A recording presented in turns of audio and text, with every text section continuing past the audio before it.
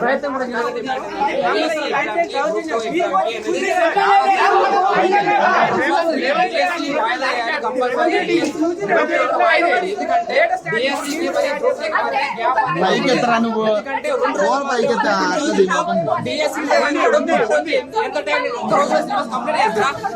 ఎంత మారింది?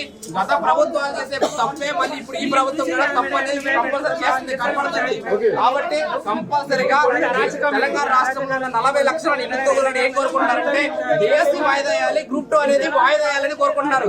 వీళ్ళ వల్ల గవర్నమెంట్ కి ₹1 కాదు కదా, ₹10 నష్టం అనేది జరగదు. ₹10 నష్టం జరిగినప్పుడు గవర్నమెంట్ కి వాయిదా వేయడానికి మీకే అయింది. అందుకే